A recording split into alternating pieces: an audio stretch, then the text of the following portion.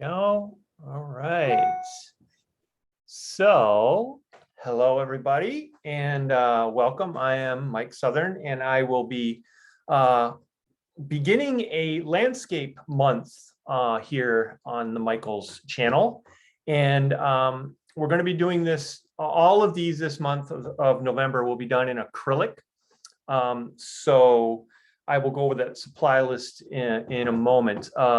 We'll have four different, today is kind of a long month for these. Usually we have four every month, but this one we've got five Tuesdays on the docket. So we'll do four that are of the landscape theme, and then one in the middle of the month. I think it's the 16th. Will be a sort of one of the premium classes that will have a different theme, and it'll be a much smaller class and cost a little bit of money. But we're going to be dealing for the month of November with landscape in acrylics. So mark it on your calendars and act accordingly. Okay, so let's get right into it here. I want to get into, of course, the supplies. The supplies are fairly straightforward, and I'm just going to go over that right off the bat here. I've sort of taken a picture of the different things that I'll be using. I don't know why that's making noise. I thought I silenced that. Sorry about that. So we've got, of course, all of our acrylic paints: titanium white, yellow ochre, raw umber, ultramarine blue, cadmium red, cadmium yellow.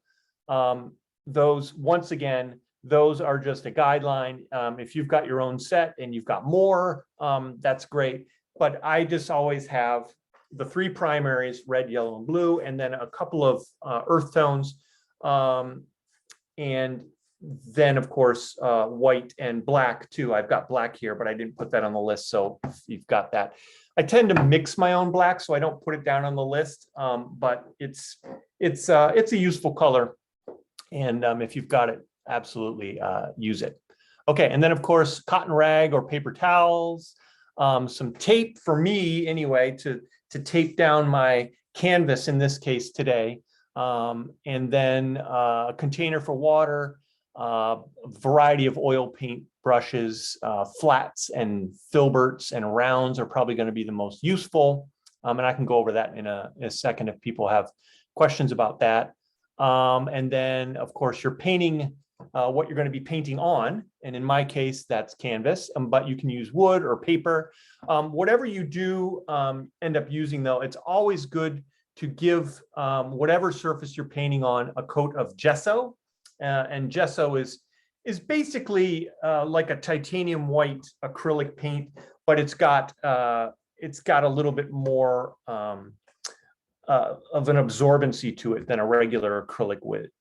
I don't know the actual chemical makeup, but it's a very happy, good thing to have on hand for, just prepping whatever surface you're going to be painting on. All right, so that's our supply list. And this is a painting by the American landscape painter. It doesn't sound American, but he is Albert Bierstadt. He was of German heritage, obviously, and he has a really prominent profile in the Hudson River School, which was done around the turn of the last century, between the 19th and 20th century.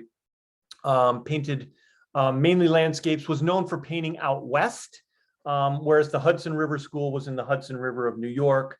People like Kensett and Asher Durand and Frederick Church were a few of them, and they stuck mainly to the East Coast of the United States. Albert Bierstadt was really famous for going out west and going to Europe. In this case, this is a painting of the Matterhorn, and I believe it's the Swiss Alps. And he worked on this sort of really big monumental scale. And this is going to be kind of more of a jumping off point rather than we're going to do a direct copy. I just want to use this format as kind of our, what we're looking at today, and not be beholden to every tree and leaf and blade of grass that he has in this painting, which is quite lovely. But we don't have 3 months to work on it, so we're do the abbreviated version. Okay, so that's what we're up to today. The theme of today is really dealing with atmosphere and a sense of space in landscape painting. And as you can see, this is a really, the Albert Bierstadt that we're going to be working on is a great example of that. There's a lot of mist and clouds and all that sort of thing throughout this painting. And we're really going to sort of dive a little bit deeper into that aspect of it. So with that said, let's get started. We're going to go to our overhead screen here, and I've got my paints laid out already. I just laid them out. Acrylics dry really fast, as you will discover if you don't already know. So I just put them out. This is not something where I would, go do this, have breakfast, wait a few hours, run some errands, and come back and expect this paint to be in good shape. This would have a hard crust over it and would be essentially not useless, but certainly not in great shape for doing a painting demonstration. And the other thing that I'm going to use is a little gel medium here. This is, let me just put the top on so it doesn't spill all over the place. This is professional grade, slow dry blending gel medium. But if you've got, stuff that says acrylic gel medium or impasto gel medium, which is a thicker one, or fluid gel medium, they're all basically the same, but they're going to be in different consistencies and viscosity. Some will be really thick, some will be thin, some will be just in the middle, like the Three Bears. So whatever you've got as far as gel medium goes is great. And if you don't have gel medium, you can always use water because gel medium essentially acts as kind of a heavy water. You can see it's got sort of a gel quality to it. And I'm just going to dip it off to the side here. So this is what I'm going to use to kind of mix some of my paints with. And what it does is it increases the translucency of the paint, but unlike water, it doesn't really change the way the paint feels. It's still kind of got that nice buttery, creamy feel that paint right out of the tube, like any of these here would have. So gel medium is a nice way to get started with your painting in the early stages without watering it down too much, which can happen if you just use plain old tap water. Okay, I've got a wide range of brushes here, and I am going to just show you these. If you've seen my previous one, you'll recognize this is just a little $10 kit you can get at Michael's or other art stores. A really kind of utilitarian, fairly disposable brushes in the sense that I just put it in my yellow paint. So now I have a yellow strap. But they've held up great for, a few months of use. I clean them and they're ready to go for next week. So that's one set. And then I've got another one here, and those were bristle brushes, which are a little bit rougher. These are a little smoother. They're technically they're synthetic sable brushes, and these are great for kind of smoothing things out and making really nice fluid transitions between different color areas. So I've got two different kinds that I'm working with here. So that's what I've got here, and hopefully my cats will stay away. So all right, with that said, let's get started. And I am going to start. There's many different ways you can start paintings. I like to start by just concentrating on values, lights and darks, rather than trying to get all the color sorted out. And you could start by doing a little pencil sketch. Really, if you had a lot of time, if you wanted to detail out all these trees and things like that, you can. I don't like to spend a ton of time drawing on a painting because I like to sort of draw and paint at the same time. So with that in mind, I am using a round brush. It's a size 7, just sort of a medium size. It's kind of like a little bit longer than my fingernail there, sort of about like as big as my thumbnail. So you can work a little bigger, you can work a little smaller.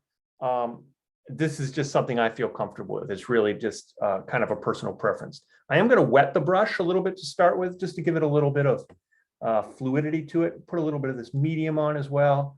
And then my old friend raw umber. And I'm just gonna, at this stage, just kind of sketch out the rough outline composition that we've got here. I'm just trying to get the right feel for things. And with this, it's just going to be a few trees here, just sort of getting this little foreground dark area in, and not being too, yeah, there we go. Not being too fussy about much more than just trying to establish the general shape of things at this stage. So, Mike, while you're doing that, yeah, we had a question. Is gel right. medium different than floating medium? Floating medium. I think that is the first time I've ever heard of floating medium. I don't know what floating medium is. My guess is if it's made, one, make sure it's made for acrylic paint, because there's a lot of products out there that are made specifically for different types of paints. I would guess. Does it say on your floating medium what it's designed for? What media? If we can maybe get the person that asked that question, a follow-up question from me. I just did a quick search on Google, and it looks like floating medium is sort of a lubricant. So it's made to make it smoother. It's for acrylic. Okay. So it sounds like from that description, it sounds like it would probably be fine. The best guess is, or the best thing to do is just to try it. And what it should be doing is kind of what mine's doing, which is kind of thinning this out. I'm using kind of a mix between water and the medium, and they're basically doing the same thing, but the medium just sort of retains a little bit more body to it, and I can get a little bit more shape to my brush marks. Whereas, especially if I were working kind of horizontally with water, it might kind of run down the canvas. So yeah, just give it a try and see if it kind of behaves the way the medium that I'm using is behaving. If that's the case, then you're good to go. But yeah, wow. I'm looking online some more, and it looks like it's very similar. It's made to basically make this easier to work with that quick drying paint. So okay, all right, great. So it just gives it a little bit more flow and fluidity to the paint. That's kind of what we're after here. You can see here that I've switched brushes. I didn't feel like I was getting kind of a lot of texture and variety to the marks. So I've just taken a bristle brush. It's a 10, so it's a little bigger and it's rougher. So, it's always a feel thing. People pick up a brush or they pick up a color and they feel like they're obligated to use it for a while. If it's not feeling right, just change to something that's working a little bit better. All right, so I'm just kind of creating a little bit of texture, not worrying too much about anything else other than value and getting a sense of the texture that's going on here. So down here, I'm going to really wet this up and just kind of block in. What's happening in this painting is it kind of goes from bottom to top, kind of darker to sort of more midtones. So I'm really trying to establish that overall quality here. And the good thing about acrylics is, kind of this little mound here that I created early on, that's pretty much dried already and set up. So I can kind of go over it and not use it, or not lose it, I should say. Use it or lose it. Acrylics has a lot of advantages related to how slowly or quickly it dries. And in this case, it's an advantage. In other instances, as I'll show you later, there are some disadvantages to that quick drying time. So you'll find that out. Okay. So going back to kind of atmosphere and building up a sense of depth to it. In landscape, you're generally speaking dealing with deeper space than certainly if you were using kind of like a still life or something like that, where it's it's all very kind of confined to a limited sense of space. So I'm really going to go over how you establish that sense of space. And one of the really most important things is understanding the values, getting that sense of here's where we're sitting, the viewer, and then the space goes back to, all the way up to the top of that peak. And one thing, oops, it'll come back. There we go. See, it follows its orders very well. And one of the things, that I'm doing right now is, the temptation for that to do that mountain would be just to draw that mountain. Actually, that mountain is probably the lightest, brightest thing. So I'm actually going to work around it. So here is, I've got my paper towel. I don't want it quite that dark. I'm kind of going to work around there and not worrying about getting it exactly right at this stage. I just want this to be a little bit lighter than this. And I want this shape to kind of be a little bit more defined. So I'm just doing a really, really light wash.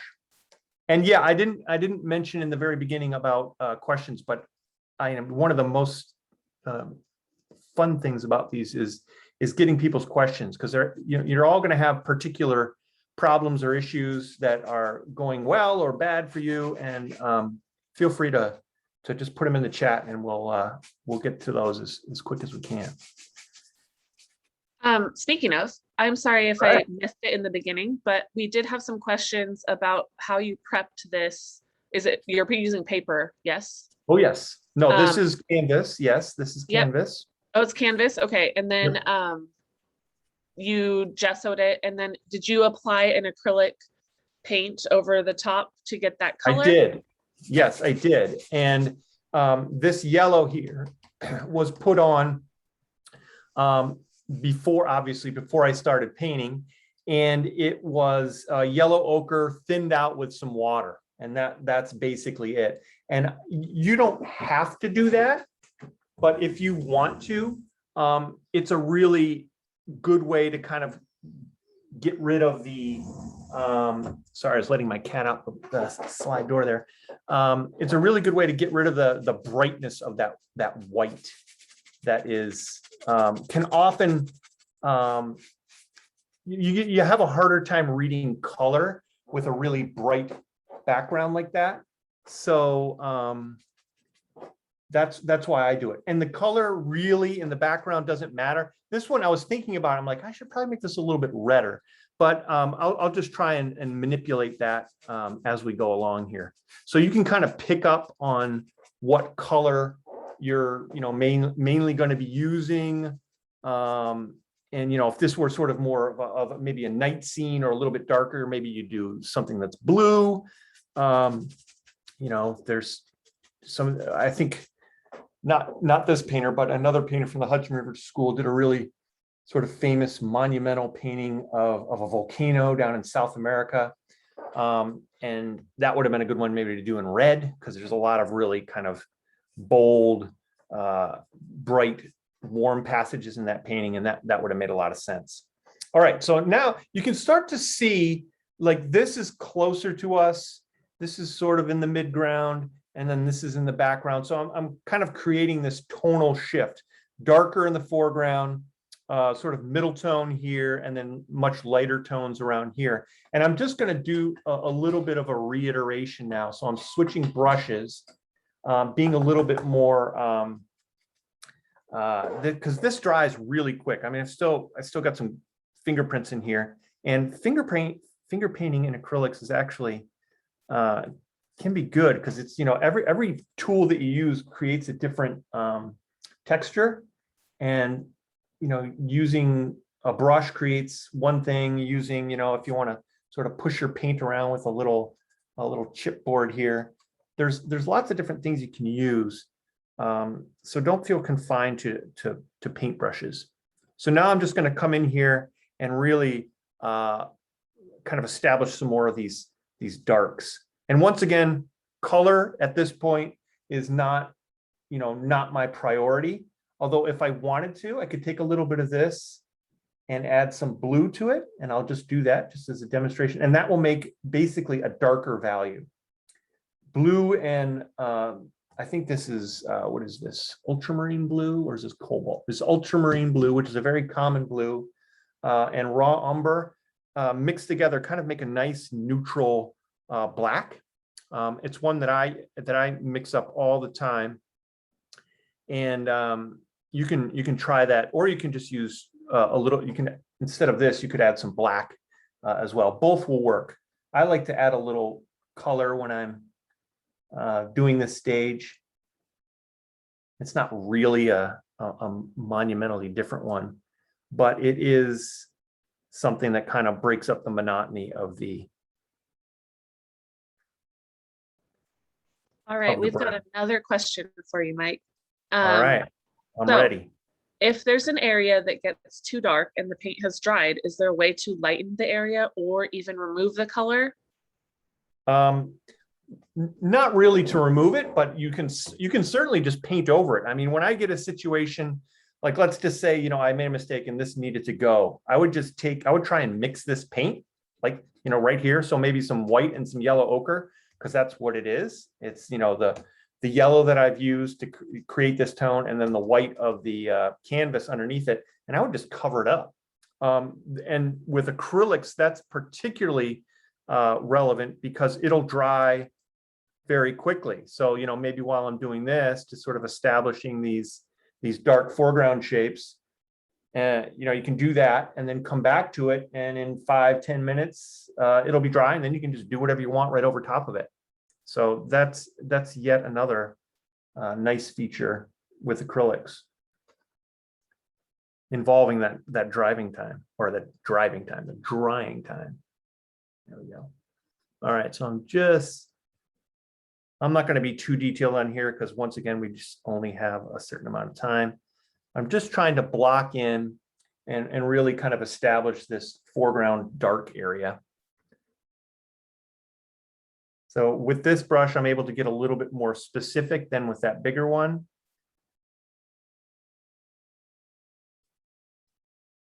And that texture that I've already put underneath, there's lots of little, let's see if we can give you a little close-up view here.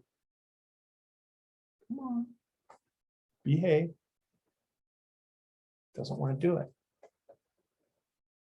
No, here, I'll just move it.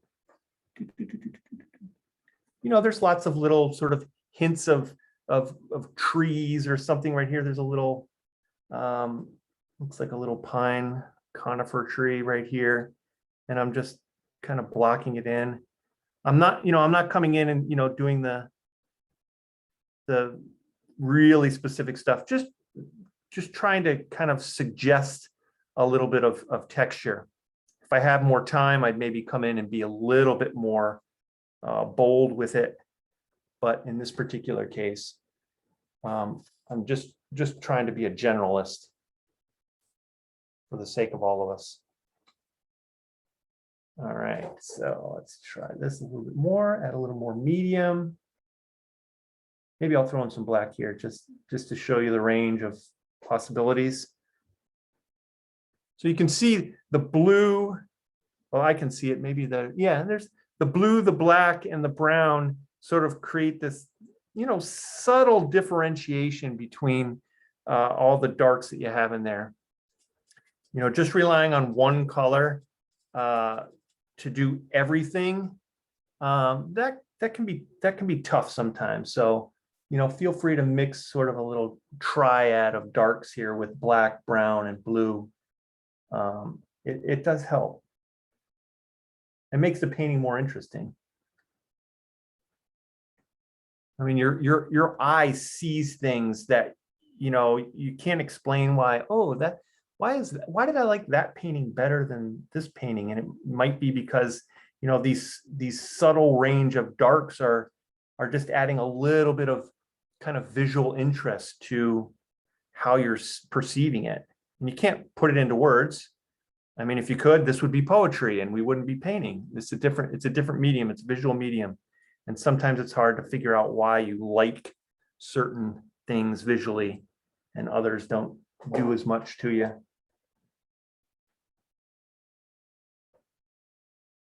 If you have to explain why something is interesting and good, it's probably not as interesting and as good as something that goes, wow, just kind of blows you away when you look at it. The artist statement is more interesting than the art. Oh, well, the artist has lost their audience. Okay. So I think I've done a fairly good job here of establishing kind of this middle ground. If I did nothing else today, this would be a good place to be, because I really get a sense of foreground, middle ground, background. So if you can get to this state with your painting fairly early on, you're on your way.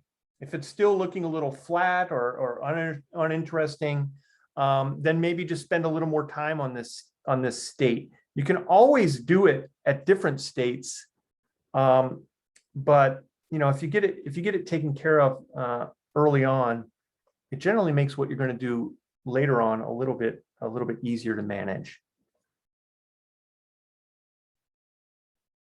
All right.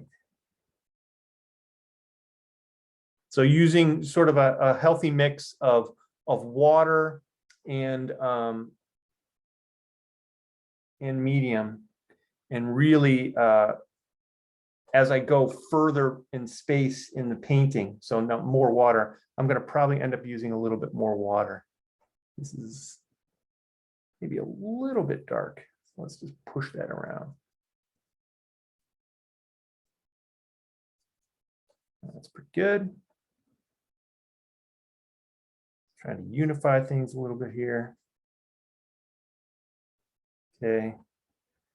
Let's put a little of these trees in there. Get that a little bit darker so it reads as sort of enveloped in this kind of foreground dark that's going on. All right, so let's see, where should we go from here? Let's start adding in a little bit of color. I mean, well, I think I'm going to do one thing more at this stage. I'm going to add a little bit of the kind of the shadow of the mountain here. I got this big ridge down here. And this kind of a lot of this fades into this cloud coming in here. So what I'm going to do is I'm just going to kind of push it around, maybe even use this, kind of soften that transition a little bit. You know, this is all stuff you could do kind of directly, you know, meaning you could mix colors and all that sort of thing. I'm just trying to kind of establish the boundaries of what we're doing here, just giving a sense of the shape of the mountain a little bit here. Yeah, that's pretty good. So that sits back a little bit more because this is clearly a shadow. This is clearly a shadow, but this is a shadow in the distance. So it's not nearly as dark as this. And this is something that's called atmospheric perspective. So it's literally the atmosphere of the landscape that you're looking at running interference for your ability to see the detail of something so far in the distance. You know, we're probably, you know, 5 or 6 miles away from the mountain. This is probably about 200 feet from us. So we're able to make out the detail and the value range much better than something that's much farther away with all the mist and the, you know, atmospheric particles and things kind of running interference for our eyes as we move back in space. I don't get this reoriented. There we go. That's better. Okay. So now I think after adding this little thing, I think that helps. I'll come in and start adding some little touches of sky. And for this particular case, we've obviously got some blue areas, but really there's more grays and purples in here. So I am going to start, I think I'm just going to start with a blue. So ultramarine blue. It's a little bit runny with water. I'm going to add a little red in here because there is a purple element to this. The next one, so we got something like that. That's too dark. So now I'm going to start adding some white. So I'm mixing a color here, which I haven't done yet really, other than the sort of the variations of brown. And I'm just trying to get kind of a nice kind of grayish, purplish blue. That's a little too purple. I'm just trying to get close to that blue sky. And I'm just gonna see how this looks. Too dark.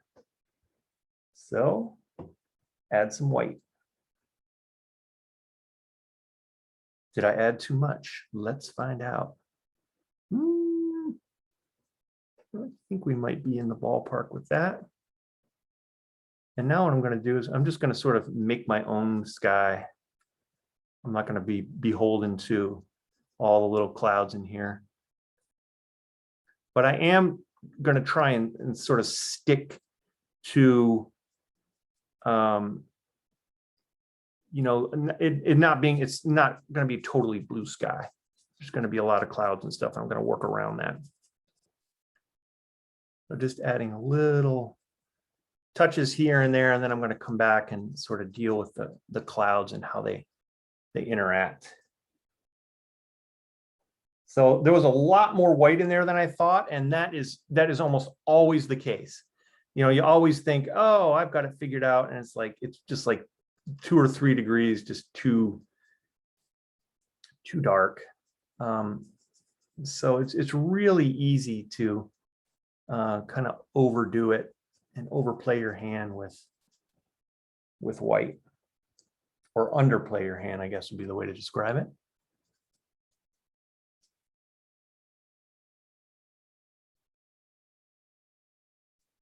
All right, so getting a sense of the sky coming in there. Oh, and we're doing good on time. Look at that.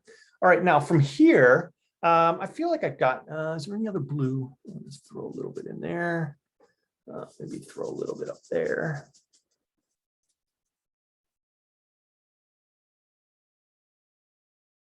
People that have seen the Matterhorn will go, that isn't quite the Matterhorn. Well, they're exactly right. I'm doing my own version of it. All right. So now what I'm going to start doing is kind of mixing up all this other stuff in between. And this is much more of a kind of a pinky, but also very, very, very light. So there's going to be a fair amount of white in here as well.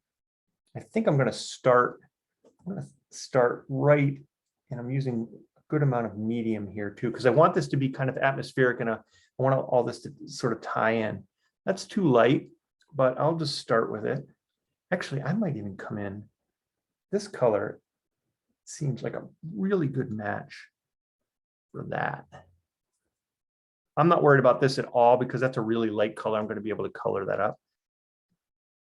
So you can see I'm repurposing my errant cloud color and just applying it as the side of the mountain. And you know, if you see a lot of painting demonstrations on YouTube and stuff like that, they'll be like, oh, to do this, you know, 7 parts this color, 1 part this, and just a little tab of that, and they get the exact color. That's great, but it rarely happens. I think a more honest assessment, at least the way I paint, is I try and get it, knowing that, of course, it's not going to be perfect. And then I come in and make adjustments. And knowing how to make those adjustments is a really key component of, learning how to paint. It's not going to be, you're going to get it on the first try. You're never going to get it on the first try. It just doesn't happen that way unless you're painting the same painting 12 times in a row with the same palette and, doing all the tweaks and taking notes and all that sort of thing, which is fine. You can do that. But I think it's far more interesting to kind of work on the fly a little bit and try and sort things out. I was getting a lot of bleeding of other colors that I had left over in this brush. And this brush is actually a really good size, so I'm sticking with it. I could easily, actually, I've got another one. This is the same one. This is a 6. So I'll save this one for later. You can always switch brushes, but if you want to use the same brush and you're really getting the feel for it, make sure to clean it frequently, especially when you sort of switch areas that you're working on. All right, so I'm trying to mix this bit up here again. Oh, there it goes, but it's going to come back right now. Come on. It will. It'll be back. I'm not even going to try and fix it. See, look at that. Technology just needs to be told what to do. And then it'll behave itself. All right, so now I just added a little bit more thickness here. Now that I feel more comfortable, it's like, all right, I feel like I got this color down pretty well. I'm just going to come in with some heavier, bolder strokes here, a little bit thicker. And because acrylics are drying so fast, you can kind of get away with this a little bit better with oils. Because if you kept going back and kind of going over things and over again, it would tend to get a little muddy, and you'd kind of lose some of the clarity of your passages that you're painting. So acrylics is nice that way. We've got a little. So Mike, Allie M says she has been in on most of your classes, and your approach with the acrylic is similar to what you do with the oils, correct? That's what they're saying. Yeah. Yep. I mean, cool. there are some differences just based on the differences that the two paints offer. But yeah, I mean, my approach to painting is more intuitive than it is, I want it to work out perfectly every time and work out the same way. I know I'm going to make mistakes. I know things are going to be a little bit off, but I think the thing that I've learned over the years painting is whatever happens that I don't like, I can usually fix. If something goes wrong, then I know how to deal with that problem. And I think with people that are starting off, they're so afraid of making mistakes because they haven't made enough paintings. They don't know how to kind of deal with those. All right, so what I've done now is I've kind of mixed this peachy color, which is going to be kind of the main bit of the Matterhorn. And I'm just kind of just blocking it in, really. And hopefully this is creating a nice, and I know exactly what I'm going to do with this color now, because I kind of like how it looks. Maybe it needs to be a tiny bit redder.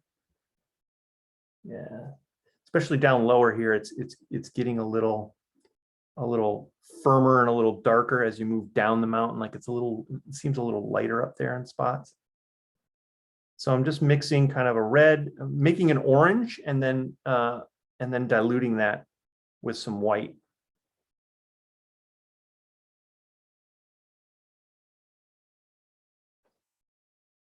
Yeah, that seems to be working all right.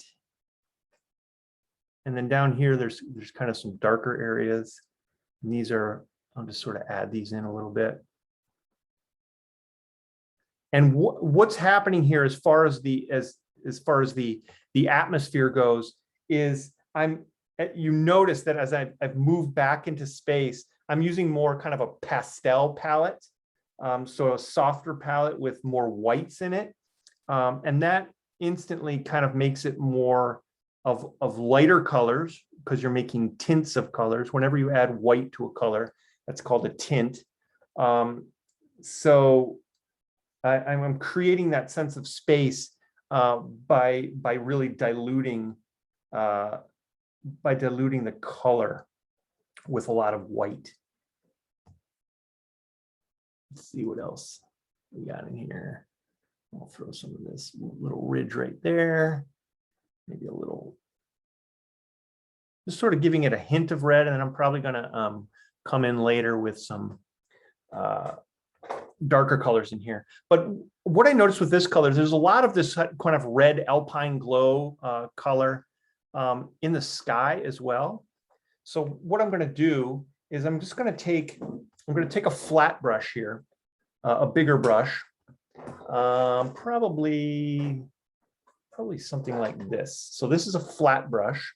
This is number 10. So it's, you know, sort of mid-size, thumbnail size, almost exactly. And I'm going to use a fair amount of medium. And I really like this color here. So I'm going to try and reenact the mixing of that. And then throw some white in here. Sort of that salmon color. Sea run salmon, not that farm stuff, the real good salmon. And what I'm going to do is I'm just going to throw that all through here. It's not kind of universally, it's not everywhere.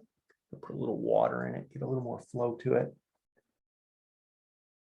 And I'm just going to kind of peach up the sky a little bit. I'll pull this down a little bit so you can see better. So a little bit of water, medium, color, kind of going back and forth, mix it up occasionally if it sort of loses it. Maybe I'm going to go a little bit more intense here. I'm going to try this. I'm going to try this with a little more water so I get a nice flow to it. There we go. Get a little more coverage this way. And just kind of bleed it into some of that blue that I've put. It's just sort of building up a little bit more atmosphere. A little more atmospheric perspective.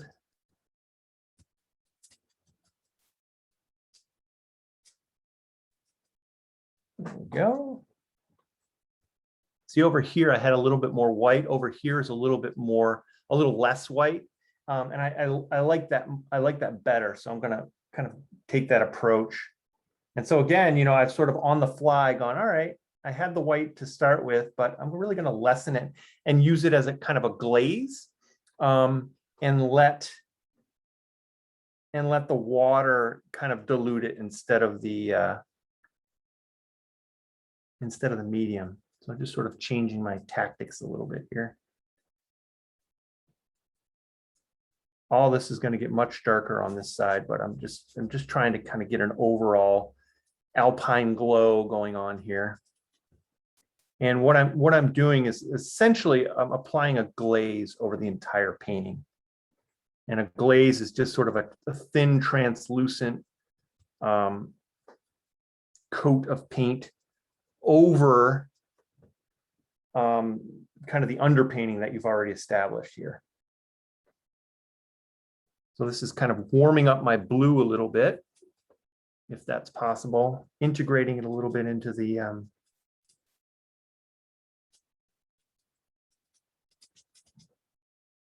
okay. So that's kind of sort of nice, sort of midtones now. And I think what I'm going to do, that blue, because of all this, the blue's looking a little bit darker, but I'm going to stick with that for the time being. Now I'm going to try and pull in some of these darker edges here. And I'm not going to really clean my brush too much. I'm just going to work on getting a nice darker shadow color. So I'm going to do a lot of blue because there is a fair amount of blue in here. I'm going to throw some of that brown in, warm it up with some red because there's a lot of red in there already. So it's kind of this nice purple. I want it to go a little bit more blue. I'll just kind of back and forth. Let's see how that looks. If ever I'm in any doubt, I'll always just come in and give it a shot. Okay, that looks a little dark, but I'm gonna try it anyway. And I'm using a flat brush here because there's kind of a lot of geometric sharp edges here along this ridge. That's about as far as it goes. Comes across like this. A little more medium. There we go. That's behaving a little better. There's tons of detail in here that I just can't get because I don't have time. I mean, I could get it if I had, 4 months like Bierstadt did.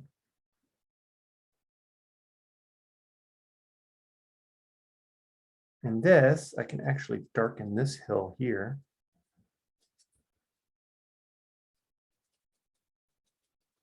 So again, finding another color that I had intended elsewhere. It's like, oh, it'll be kind of helpful right in here. All right, let's see where else we go here. Over here, it looks like there's some dark. So this one with the medium, I've actually run out of medium, so I'll get a little bit more out. Sometimes the water works better. The water worked better up in the sky. But for these smaller little passages, I'm liking the medium better. So I'm going to kind of switch back and forth between the two based on what I need or what I want. All right. I'm going to mix up this color a little bit more.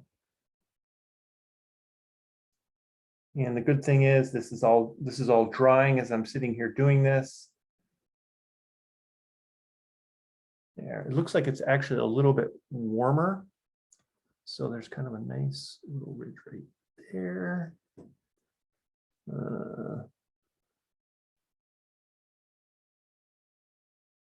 And there. Yeah, I think this is actually a more accurate color. Over here, it was a little bit bluer. This is a little bit more purple, and I'm liking how this works and looks. Kind of warms it up a little bit more. Again, the sort of the alpine glow kind of thing. Let's see, nice dark ridge right there. This one here. Okay. All right, so now with this, I'm gonna just add some white into this, thinking about these clouds. These clouds kind of playing in here. Just putting in a little bit of this kind of atmospheric front of clouds moving through. Using a little bit more water. And, all of this is kind of blending together. So I'm just kind of pulling.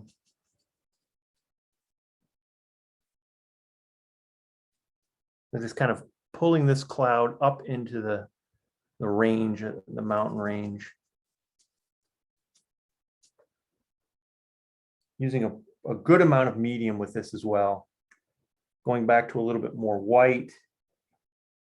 Blue and red. There's probably a little more purple. There we go. Let's see, what do we got here? How's that look? That looks a little too gray. Well, let's see how it looks. Never know until you try it. Yeah, it sort of looks like a cloud coming, down through the valley there.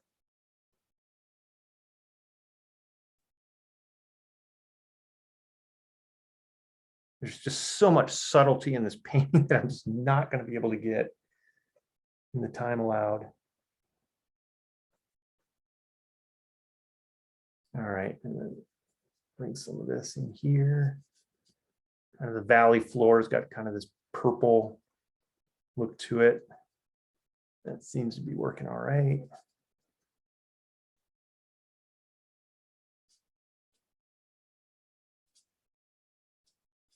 Yeah, so you can see how this kind of pink sits in front of these dark layers. And, like I said, the values are right. The colors are starting to not be quite as right. This brown is not going to is not going to hold up. It probably is going to need a little bit more of the greens, and the dark greens are going to push against the reds here because those are complementary colors. So there's a lot going on here. As I add more color, that needs more attention. So you kind of, once again, kind of have to adapt on the fly a little bit. Let's try a little bit. Up top, there's a little kind of darker, like right up through here. It's kind of a darker gray. I'll just try and address that bit. Still got a few minutes left, so doing all right. Don't forget that we're dealing with a sort of a purple gray here, so I'm going to add some more red. You know, up here, there's kind of a nice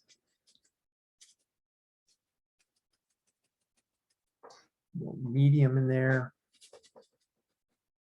Just really pull that down.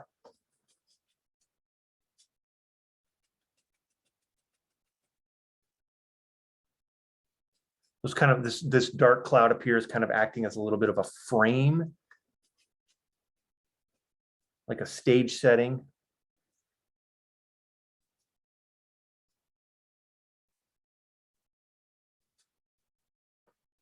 Okay, let's see what else here.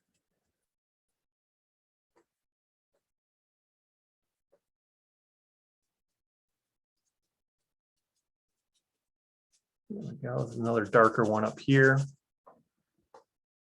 I probably could modify this a little bit. Let's just try and go a little darker here. To make it really stormy up in the cloud, up in the Alps. But letting a little bit of that kind of brighter alpine color play into it. I could probably take some of this darker one and kind of reinvigorate some of these more middle ground.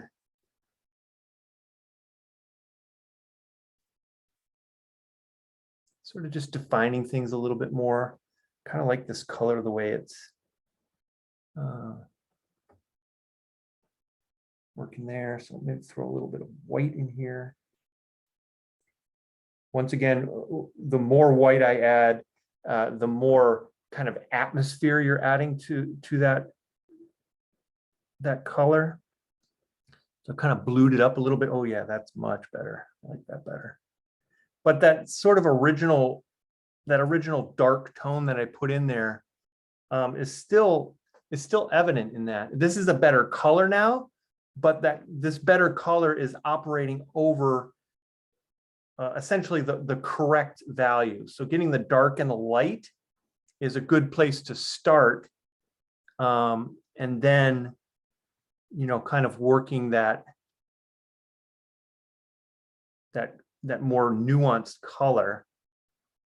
You sort of refine your way to the correct color. You don't try and start with, I got to get this color exactly right. Just think, all right, what's the value here? Is it darker? Is it lighter?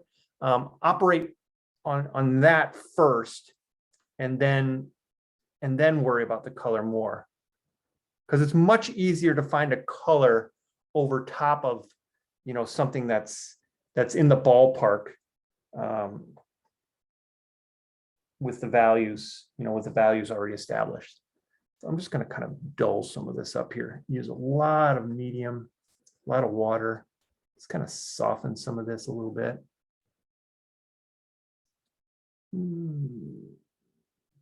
That. Let's see here. Come in with a little bit more white, a little bit more red. There we go. That's kind of nice. And then, you know, over time, as you build up kind of layers of paint, it, you know, if you're doing it right, and if you're doing it sort of subtly, it'll sort of add, you know, this kind of richness to things as you go along. Like, you know, a little bit of what was underneath that will come into play. This is too gray and needs to be warmer, so I'd probably deal with that at a later point. There's so much I could continue on with this one, but hopefully you're getting the idea of kind of how to build. You know, this is really kind of building the atmosphere. I'm using a lot of a lot of medium. I'm using a lot of white. I'm really just trying to add depth to this painting here. And I'm doing that in a lot of different ways. I kind of want to warm it up. It's really lost a lot of its warmth, becoming a little too stormy. But if that's your sort of thing, it's fine. This is just maybe a different day. A little bit. There we go. Start to look like it.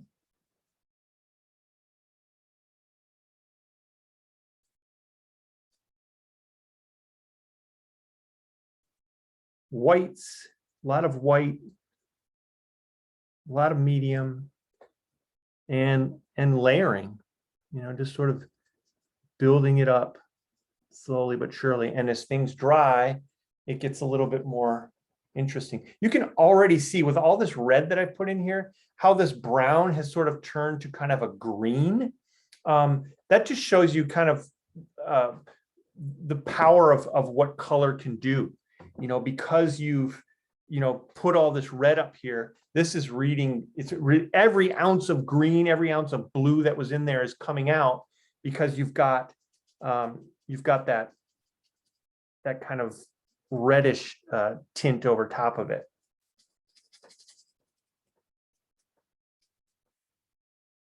All right, we're right up against it here.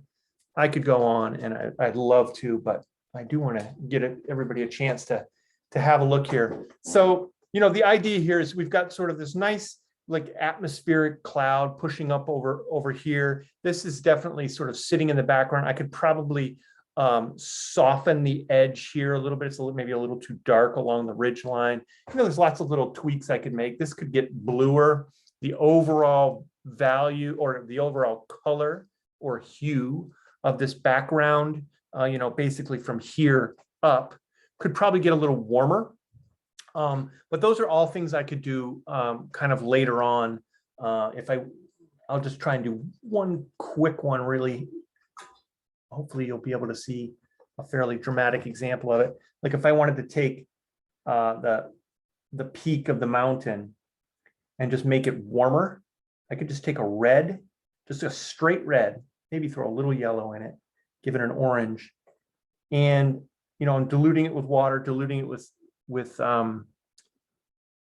medium, and then this will just kind of warm everything up even more. And I think that's, yeah, it's getting closer, but you can see how quickly you can kind of adjust it and you know, just make these little tweaks progressively as you move through the painting. Okay, should we have a look and maybe spotlight a few people and see how things went with everybody? Let's do that. Let's go back. Thanks everybody for coming. That was great. That was a really complicated painting that we had to make a simple in an hour. So I think we did all right. All right, maybe we can spotlight a few. Ash, what do you think? All right. Oh yeah. Kylie, nice. Oh, you went more purple. I like it. It's good. Yeah. All right. There's Ed's iPad. Very nicely done. Very nice. Yeah, you got a lot more detail in there than I did. Ooh, nice. Look up Arthur Dove, Sarah. Arthur Dove makes paintings like that. You'll like his work. Very similar. Arthur Dove. Very cool. Lois. Ooh, yeah, nice. That's like all of you are making me think of different artists, like this School of 12 in Canada or School of 7 or whatever. These really bold colors like that, really bold shapes in the landscape. That looks great, Lois. Awesome. Esther. Oh, yeah, nice. Good values there. You got the really prominent mountain in the background and then those sharp edges of the trees. Looks great. Nicely done. Okay. Jean. I thought maybe you were French. Jean. Yeah, that looks great. Excellent. Yeah, and Liz. Ooh, yeah, lots of kind of more dauby approach, real heavy pieces of color and throughout the whole mountain range, a little bit more impressionistic. Yeah, Brenda. So you kept basically with a kind of a monochromatic approach. That looks great. See, with that, you can go in with color and do whatever you want with it, or just keep it monochromatic. Looks great. Awesome. Ooh, and a drawing. Is that a drawing? That's a drawing with Patty. Yeah, nice. Doing a drawing, a drawing before you do the painting, always a good idea. Stacy Ann. Oh, okay. Yeah, you got a lot more sky in yours. So even more atmosphere to contend with. I love sky painting. Look at John Constable for your sky paintings. He's a good one he did painting after painting. And there's another one. There's 2 paintings in that one. Sandra. Oh yeah, that looks great. You really got the sense of light with that really sharp white kind of right pinpointed in that upper little quadrant there. Maria, nicely done. That blue really adds to the atmosphere. The blue in those shadows. Yep. And Gail Cooper. Yeah, nice. Good texture with all that brown in there as well. Nice. Cindy, ooh, tons of work today. Yeah, went way more expressionistic with the color. That's great. Really nice. Fred, oh yeah. Went a little bit more sort of softer with the whites in that one. That looks great. It's got a nice atmospheric look to it. And Sarah, is that on a piece of paper? Looks like. Yeah, nice. Excellent. God, tons of work. And everybody's is so different, as is usually the case. All right, everybody. That was intense. It was just a lot of just all over the place in terms of your approach and color choices and techniques for applying the paint. So that's what you get when you get 150 people painting the same thing. It's going to be very different. All right, everybody. Well, next week we'll be doing another one. I believe we're working on kind of clouds and skies and things like that, and really concentrating on how to sort of build like a bank of clouds that appears to sort of retreat through space.